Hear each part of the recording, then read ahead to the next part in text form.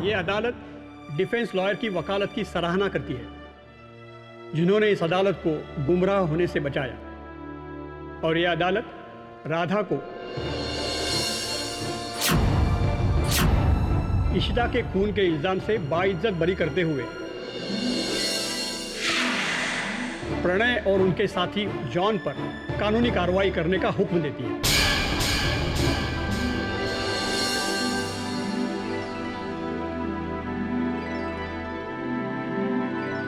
एक मिनट जज साहब।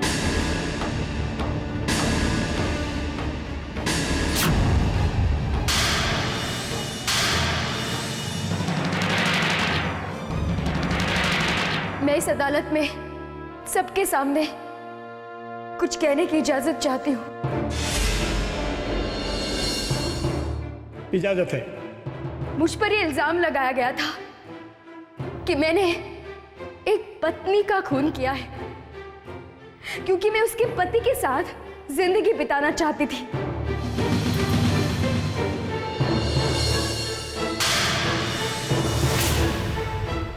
क्यों? क्योंकि मेरी शादी नहीं हुई इसलिए। जब मिस्टर प्रणय ने कहा कि मैं उनसे प्यार करती हूं, तो उनकी बातों का यकीन मान लिया गया और मैं कब से चीख कर चिल्ला कर कह रही थी कि मैंने कुछ नहीं किया है, तो मेरी बातों को सुनना भी गवारा नहीं समझा। मेरी बातों को तोड़ दिया गया, बीच में काट दिया गया। क्यों? क्यों जज साहब, क्यों? क्यों ये समाज एक औरत को जो अकेली है उसे बोझ मानती है, एक दाग मानती है? क्यों समाज ये सोचता है कि एक औरत जो अकेली है वो किसी की शादीशुदा जिंदगी तोड़ना चाहती है, किसी का परिवार तोड़ना चाहती है?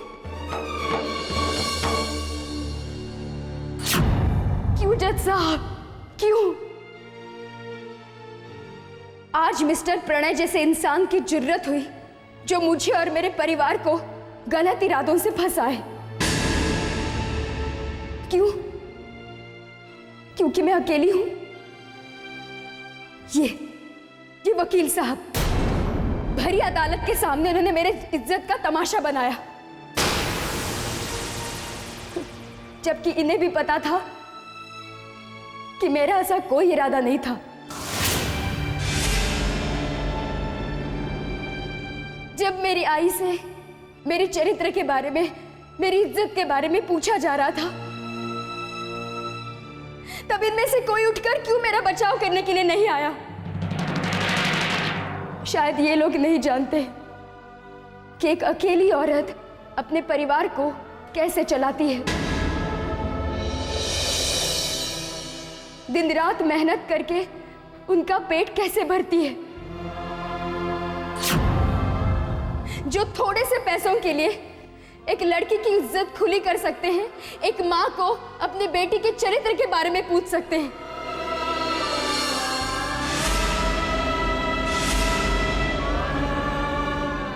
मैं आपसे पूछती हूं वकील साहब, क्या आपने कभी अपनी मां से उनके चरित्र के बारे में पूछा है? तो फिर जज साहब, हम जैसी औरतें क्या करेंगे जो मुश्किल से अपने परिवार के लिए 2 वक्त की रोटी खरीद सकते हैं?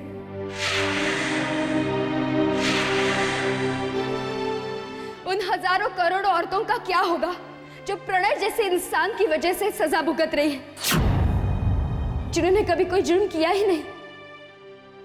इस अदालत में जब मुझ पे इल्जाम लगाए जा रहे थे, तब किसी ने कहा कि कैसे एक अकेली औरत दूसरों के परिवार को तबाह करती है।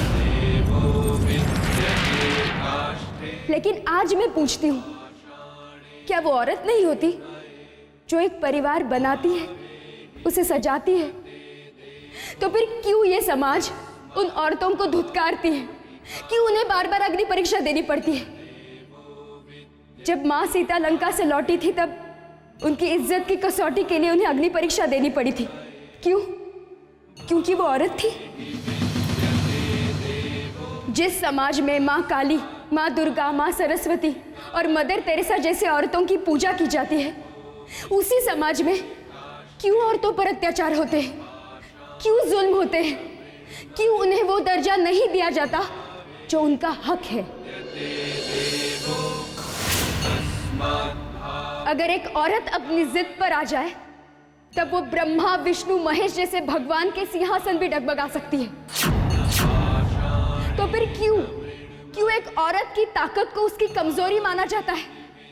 क्या हर औरत को काली का रूप लेना जरूरी है? क्या ये जरूरी है कि हर युग में वो किसी महिषासुर का वध करे? इन सारे सवालों के जवाब आज मैं इस समाज से मांगना चाहती हूँ। और अगर समाज के पास इन सवालों का जवाब नहीं है तो फिर एक अकेली औरत को कमजोर, लाचार, दाग या बोझ समझना समाज की सबसे बड़ी गलती है, सबसे बड़ा पाप है।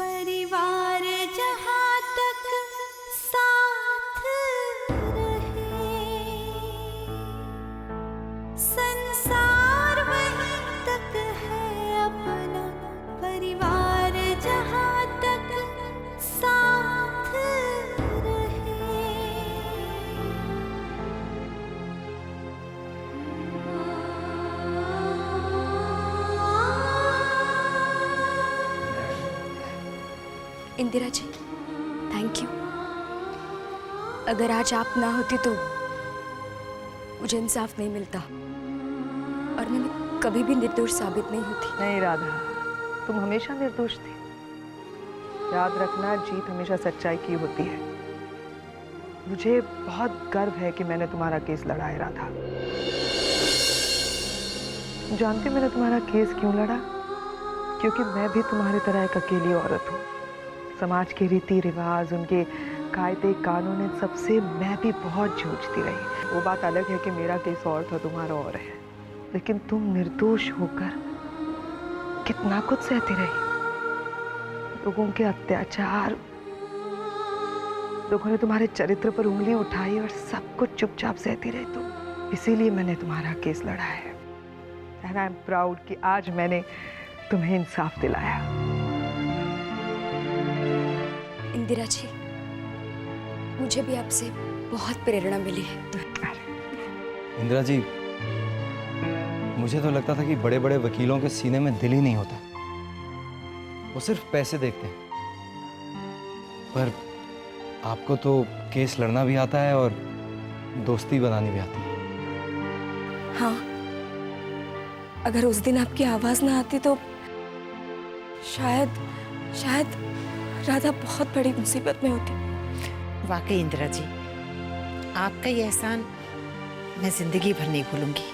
अरे माँ जी, आप तो मुझे ये सारी बातें कहकर शर्मिंदा करिए। मैंने कुछ नहीं किया है। मैंने कहा ना, जीत हमेशा सच्चाई की होती है, और सच ये है, ये प्यारी सी लड़की राधा। अरे शुक्रिया तो मुझे आप सबका अदा करना चाहिए कि इतने साल माँ जी में अकेली थी, और आज देखिए इस लड़की की वजह से मुझे पूरा परिवार मिला है, और इसी में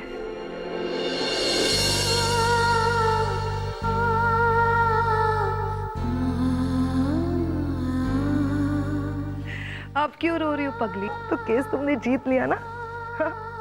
अब तो तुम्हें एंजॉय करना चाहिए। Come on, smile.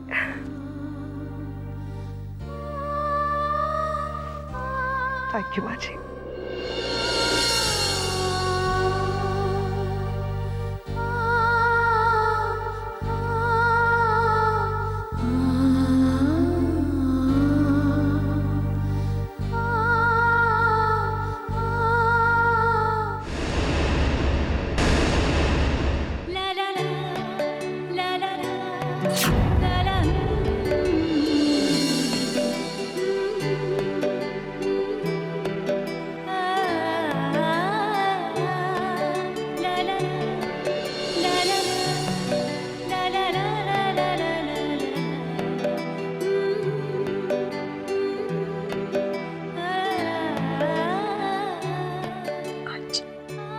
राधा, हम लोग बहुत खुश हैं। दिन रात तेरे लिए प्रार्थना करते थे।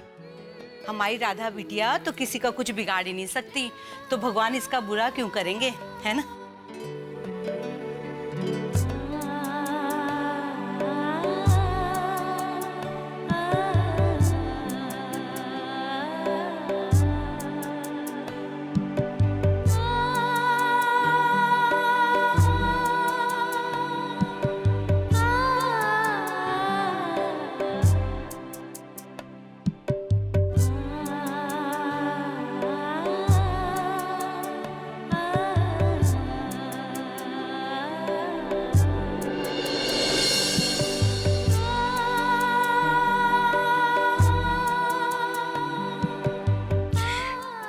भगवान जो भी कुछ करता है ना, उसके पीछे हमेशा कुछ ना कुछ मकसद जरूर होता है। शायद इसीलिए उसने मेरे साथ ऐसा किया। इतने सारे दुखों का फल मिल गया मुझे। अगर मैं जेल ना जाती तो मुझे पता ही नहीं चलता कि आप लोगों के मन में मेरे लिए कितना प्यार है। आज से मेरे दिल के साथ मेरे परिवार में आप सब लोग शामिल हुए। बस मैं भगवान से यही दुआ चाहूंगी कि हम सब लोग साथ में रहे और खुश रहे।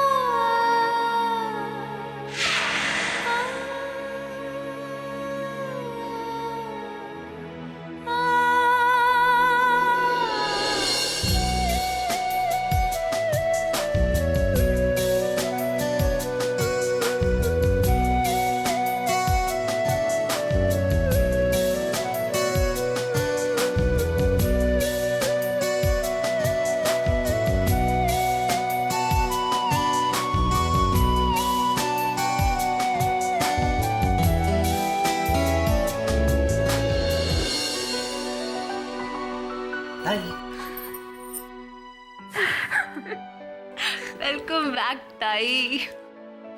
आपको पता है, जब आप नहीं थी इतने दिन तो ये घर कितना सुना था। आज कितने दिनों बाद इस घर में फिर से रौनक आई है। You are the best sister in the world, Tai. We love you.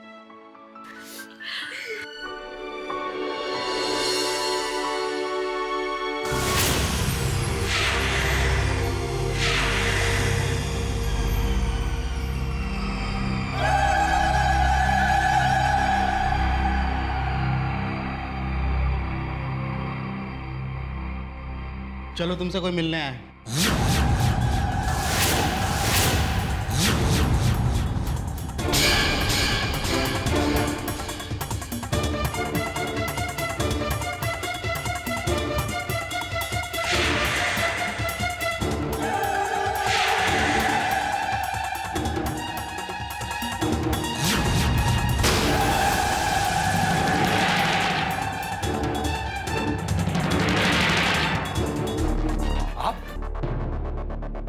कहता था कि आप जरूर आएंगे।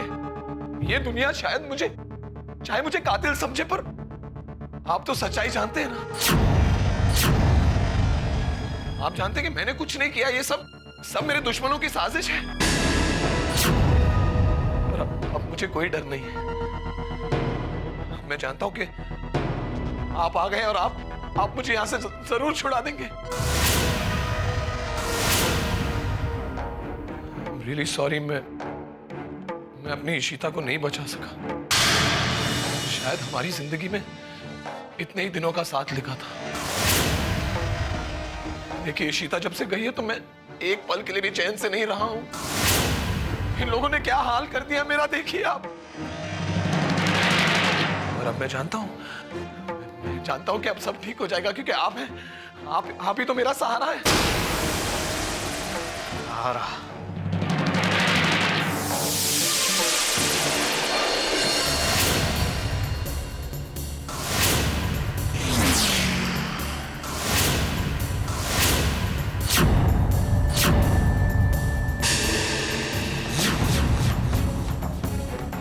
सहारा तो तुम्हें भगवान भी नहीं दे सकता। मुझे पता था कि मेरी लड़की ने एक कमीने इंसान के साथ शादी की है, लेकिन तुम इतने बड़े कमीने निकलोगे ये मैं नहीं जानता था। अरे, मेरी बेटी ने तुम्हें कीचड़ से निकालकर आसमान तक पहुंचाया, लेकिन तुमने उसे ही मार दिया। मेरी बेटी मेरे लिए सब कुछ थी। आज तक वो थी। मैं चाहकर भी तुम्हारी और नफरत से नहीं देख सकता था।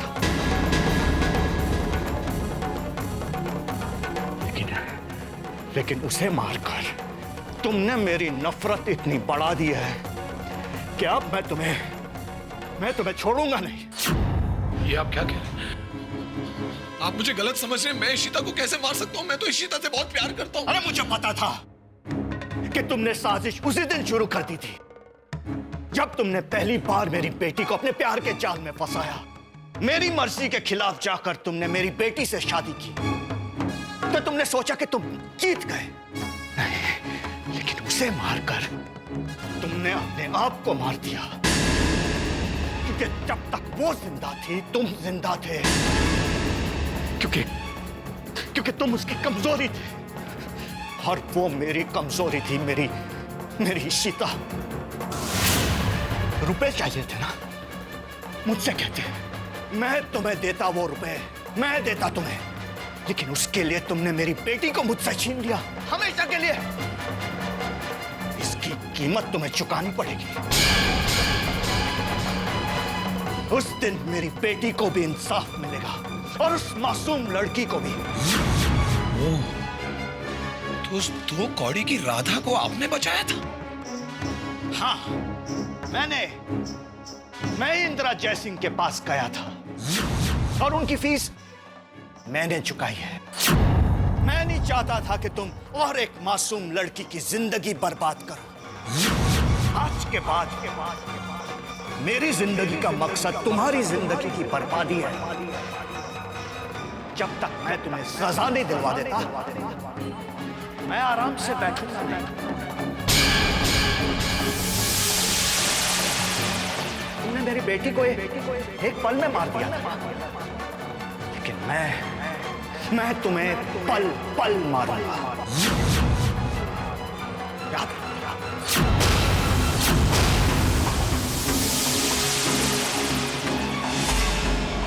तुमने मेरी बेटी को एक पल में मार दिया था, लेकिन मैं तुम्हें पल पल मारूंगा। पल पल मारूंगा।